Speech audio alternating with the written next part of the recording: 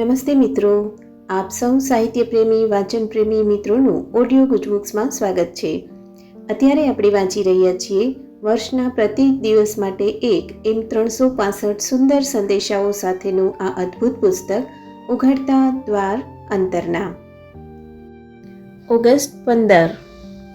તમારા માનવ બંધુઓને ચાહવાનું તમને મુશ્કેલ લાગતું હોય તો એવું પોતા પર પરાણે ઠોકી બેસાડતા નહીં.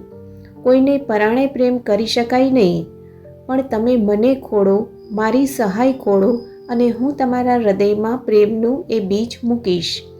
પછી તમારે માત્ર એટલું જ કરવાનું છે કે મૃદુતાથી ચૂપચાપ એની સંભાળ લેવી અને કોઈ પણ પ્રયત્ન વિના એને બસ ઉગતું નિહાળવું. કોઈને ચાહવાનો નિર્ણય કરવો અને એ માટે પ્રયત્ન કરવો એ તો હારની જ બાજી છે. તમે જોશો કે સમાન સમાનને આકર્ષે છે.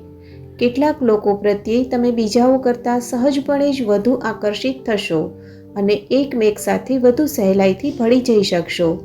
પણ એ વિશે ફિકર ન કરો.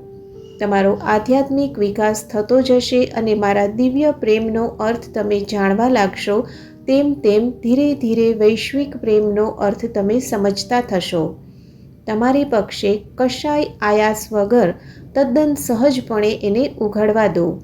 માત્ર વધુ ચાહવાની એક ઊંડી આંતરિક ઝંખના રાખો. આપનો આજનો દિવસ શુભ રહે.